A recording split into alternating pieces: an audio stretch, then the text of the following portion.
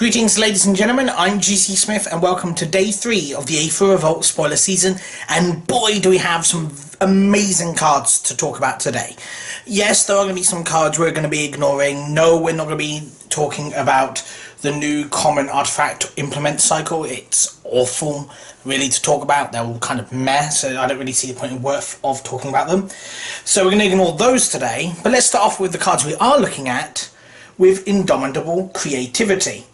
X and triple red for a sorcery at mythic rare with destroy X target artifacts and or creatures. For each permanent destroyed this way, its controller reveals cards from the top of his or her library until an artifact or creature card is revealed and exile those cards. Those players put exiled cards onto the battlefield, then shuffle their libraries.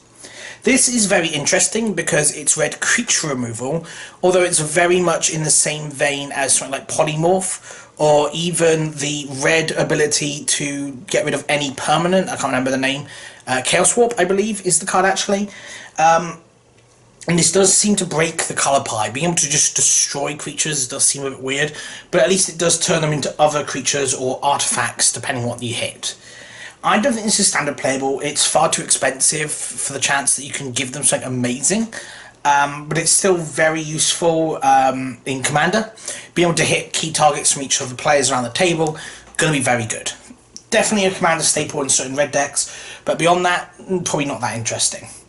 Next up we've got Shock. A single red mana for a red instant spell at common, yeah I was going to say uncommon. Common, deal 2 damage to target creature or player. So it's been a while since we've seen Shock, or as Shock.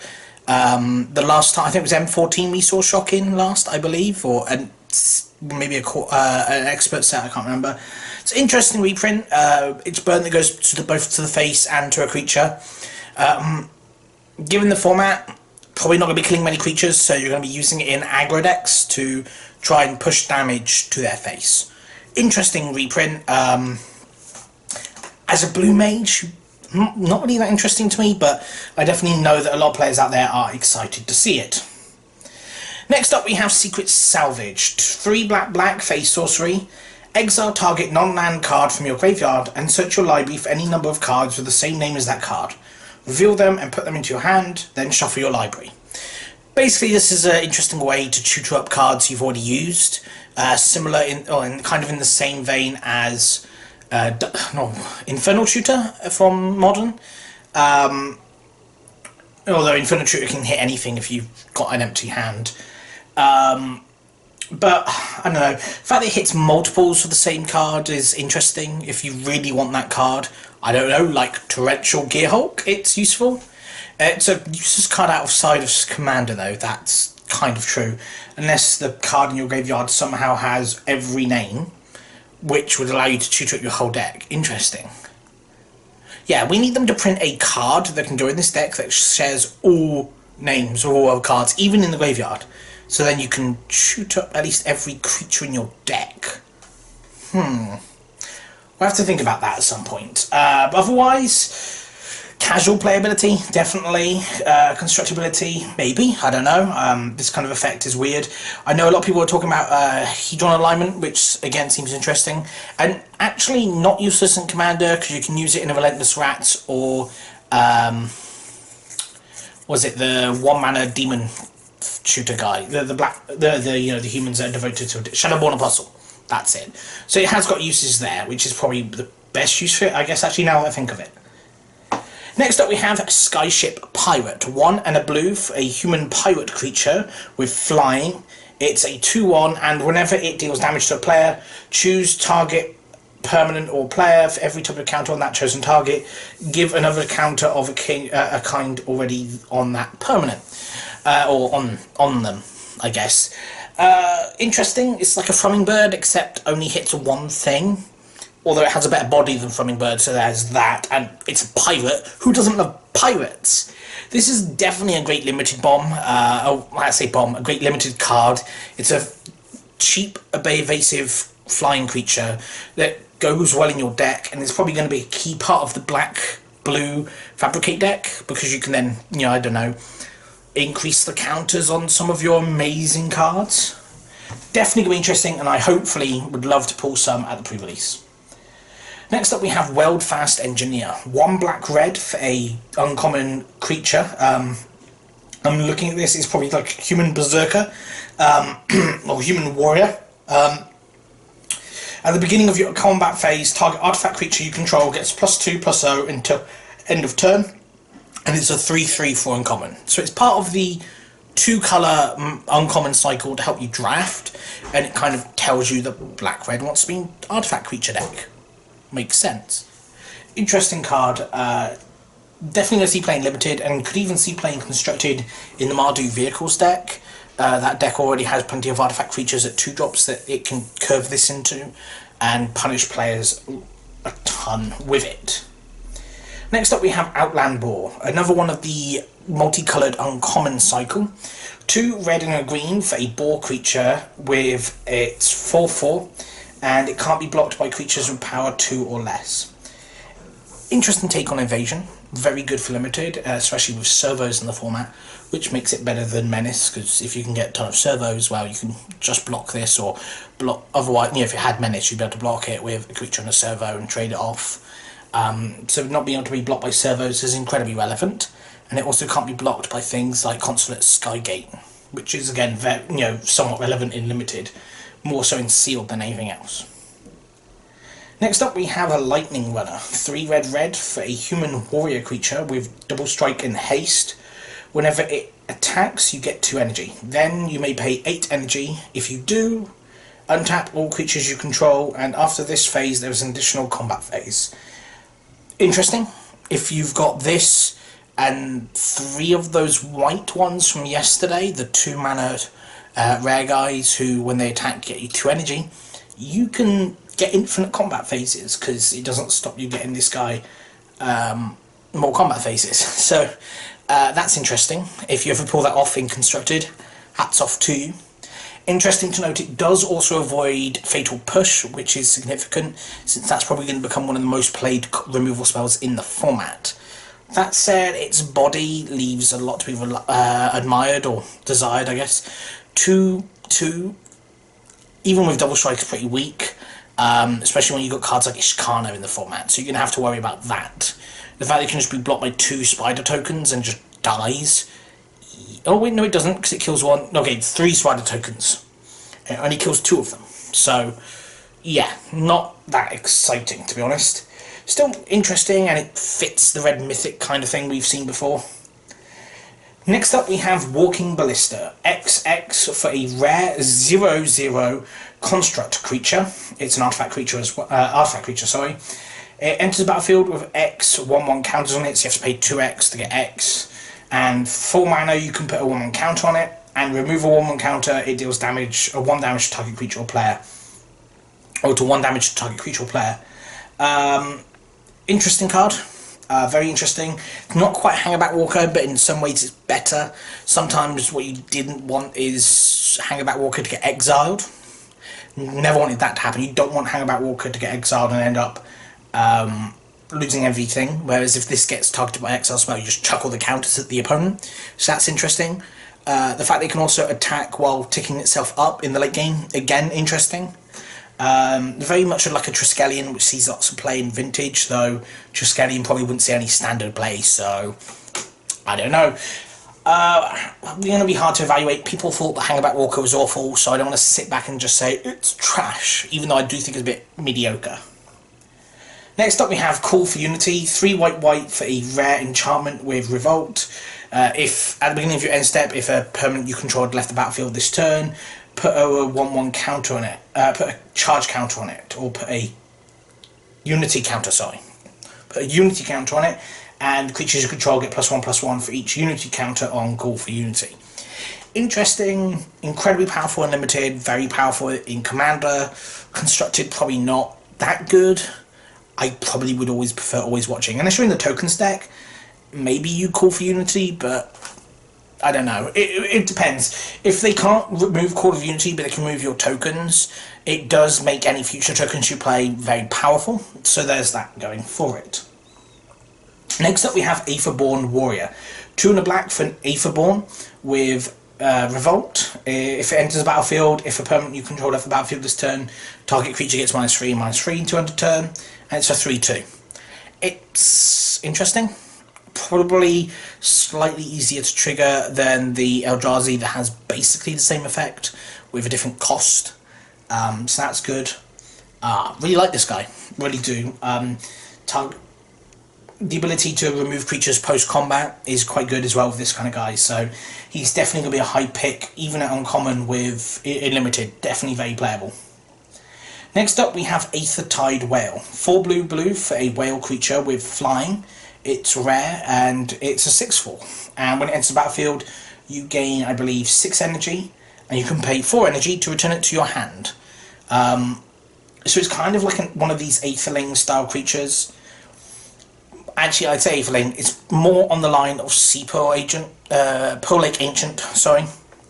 It's along those lines of a creature. Interesting, but Control's already got better finishers at the moment. I think, unless you're planning on playing loads of sweepers or against loads of sweepers, and then this, I guess, gets slightly better. Not a bad creature, definitely a good win con in Control if we didn't already have better, but I do prefer Sphinx of the Final Word. Next up we finally have the blue expertise. Yes, there's still the red one to go for tomorrow, but I love the red expertise. 3 blue for a sorcery with return up to 3 target artifacts or creatures to their owner's hands, and you may cast a card with a convert mana cost 4 or less from your hand without paying its mana cost. This card is great. I don't know how much it'll see playing constructed, definitely not as a 4/4, but it's definitely going to see playing constructed in a control deck somewhere. Why? A lot of the decks in the format right now aren't spamming the board with creatures. The aggro decks that do, you already have your Henny's expertise. This is a great play against the mid-range decks of the format. Sometimes all you want to do is stall them out a couple of turns to allow you to win or hit more draw spells. But there's several key things to notice here. 1, you can return your own creatures with this. So you can return a couple of creatures from your opponent's control and one of your creatures, and then play a 4-mana spell. Now, if a creature you returned is a 4-mana spell, you can play that creature again. I don't know why you would necessarily want to, but there are some cases where you would. Fort Knott's for 1, bounce 2 of their guys, bounce your guy, they draw a card. No, sorry, bounce their guys, play it, because it all has to be done in the resolution. Then, triggers go on the stack, you choose the order your triggers go on. They draw a card, then you Thoughtseize them, or Fortnight's them, and you can hit a creature that was already on the field. That's relevant. You can bounce all your board to then play your Henny's expertise for free, so you don't lose any creatures, and then use your Henny's expertise to play a creature that you've bounced. Interesting. You can play this to bounce their board and play a Glimmer of Genius, bounce their board and play a Planeswalker. This is very relevant spell. Very relevant spell indeed, and it goes actually quite well with Baral, who we're going to get to actually next, which is Baral, Chief of Compliance. For those of you in the story, you know this is the guy who hunted Chandra down when she was a little girl, who set fire to the village and blamed it on Chandra and her, whatever. He is a 1 and a blue mana, so 1 and a blue, for a 1/3 legendary creature, human wizard. Instant and sorcery spells you cast cost 1 less to cast, and whenever a spell or ability you control counters a spell, you may draw a card. If you do, discard a card. This card is incredibly powerful and will slot in decks in the standard, definitely. Both control and tempo decks will love this guy. He's insane, he's amazing, he's fantastic. And I know a lot of people out there saying, but control decks don't need him, it opens up their spell, their removal spells. Firstly, all control decks at the moment run a ton of creatures. That's just fact. Well, I say ton of creatures, run creatures. That's a fact. They win the game through creatures. Whether that's things like Torrential Gearhulk, Avacyn. The only deck that can win without a ton of main board creatures, at least, is the one that runs Metallurgic Summonings, a deck I've got built at the moment.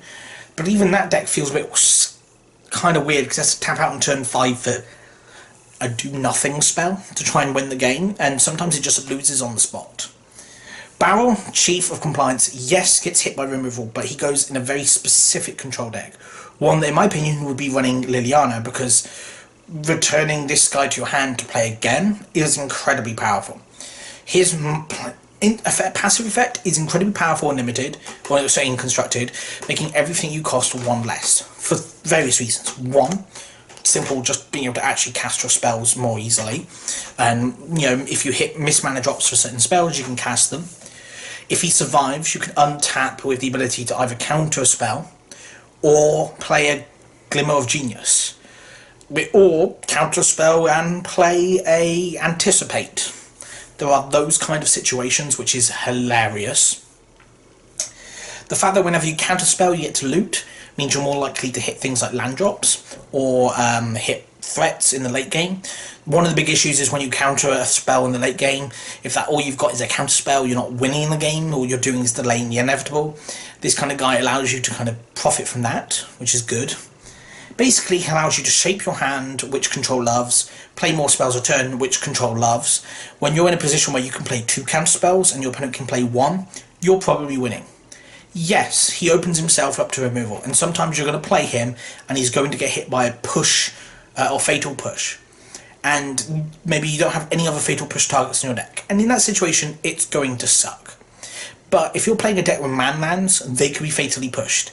Him getting fatally pushed means your man-land survives. 2, the rewards of him untapping with him are huge, and sometimes those are worth the costs. Secondly, if he gets hit by any other removal spell other than fatal push, most likely it's saving some of your other threats. Torrential Gearhulk can't be killed by Grasp of Darkness. Can if it's blocking a creature or it's blocked by a creature. Those situations happen. So Baral, Chief of Compliance, is incredibly useful. 2, if you combine him with Liliana in the same deck, he becomes very efficient at blocking the enemy board. Yes, there are a lot of 3 or 4 power creatures in this format. Yes, there is now a 2 mana 4/3. Oh no, he can't block that. And yes, the vehicles deck run things like 2 mana 3/1s, or they run Smuggler's Copter. And there are a few other creatures and stuff like that he can't block that well. But there are things he does block, and there are things he trades with. And again, with things like Liliana in your deck, having him in your deck is going to improve your lot, because being able to cast your spells a lot quicker and cheaper is great. Being able to play his expertise on turn 4 is huge. 4 mana to cast a 4 mana spell for 3, and think I just want to play like a Planeswalker base control deck that runs him and Torrential Gearhulk. I'm basically going to be playing Consulate control, except Liliana's not in the Consulate, she's fighting it and hates Tezzeret, so flavor fail there. But I also like the fact that it's just, I don't know, it's just so blue, and I love it, and I love casting things cheaper. The fact that he also goes into Modern Storm is huge as well, because while they never really counter spells, they do want the 1 cost less, and they've only got 4 copies of that in their deck. Getting access to more definitely improves the efficiency of that kind of effect. Love the card, absolutely love it. Next up we have Hidden Stocks, a black and a white for an enchantment with Revolt. At the beginning of your end step, if a permanent you control left the battlefield this turn, create a 1/1 colourless servo creature token. Pay 1 and sacrifice a creature, scry 1. This card's very interesting in Limited, which is where I think it will see the most play, on the basis that whenever a permanent you control leaves the battlefield, if you do it in your turn, you get a 1/1. Sure, could you run this in other formats with fetch lands or whatever? Maybe. Maybe this is a modern playable card in black-white tokens. Oh my goodness, it's a playable card in black-white tokens in modern. How did I not think about that? Just fetch, and that's quite cool. The fact that you can also just sack a token in your turn to get a token end of your turn, in Limited at least in this format's quite good. You can use it to sack creatures that are going to get removed anyway, a chump blocker or something like that. Sure, if you're chump blocking with your tokens, you don't immediately get another one. Only triggers at your end step. That's understandable, but it's still an incredibly useful effect and definitely a great Limited card. Standard playable, we'll have to wait and see. Next up we have Solemn Recruit, 1 white for a Dwarf Soldier with Double Strike and Revolt. It is a 2/2 and it's rare, and the Revolt trigger is at the beginning of your end step. If permanent left the battlefield, put a 1/1 counter on it. Oh boy, it's one of these guys. It's been a while actually since I've seen one of these 3-mana 2/2 double strikers in white. We used to have a lot of them. I remember when we had... Oh no, sorry, we had one with first strike that was protection from red and black, I think, and gained life, or lifelink and first strike. Then we had similar style thing. Then we had the one from Theros with heroic, and I think we've seen a few of them elsewhere. Been a while though, and this one's actually quite a bit better because when you lose a permanent, it gets bigger and bigger. Doesn't require you investing in it to get bigger, which is huge. It just gets bigger in the natural course of the game, which is big and limited. Absolutely love it. Constructed playability, probably not, unless there's a huge dwarf tribal deck. This with the Parlor gets interesting, but yeah. And finally, we come to Exquisite Archangel. 5 white for a mythic rare angel creature with flying. It's a 5/5, and if you would lose the game, exile it, and your life total becomes equal to your starting life total instead, which is great. Very interesting. The idea that you could flash this in Commander, because you're going to have some way to flash it in, surely, in your deck, some way to find a way to flash it in, and just reset your life total. Pretty fun, pretty cool. In Standard, probably not so amazing. It will probably just get killed before you die. But still a very interesting effect. I do actually quite like it. Probably goes well into, what was it, Aether Works Marvel? Marveling into this when you're about to die is pretty fun, because it just resets your life total, which is huge. Especially since all damage is done simultaneously, you lose stick-based effects, go back up to 20, don't take any damage, you don't take any extra damage on top. That's pretty good. So that's all the spoilers we have for today so far. Obviously, if there's any more cards that are released tonight or announced tonight or revealed, they'll be talked about tomorrow. But I still hope you enjoyed this video, and I look forward to seeing you next time.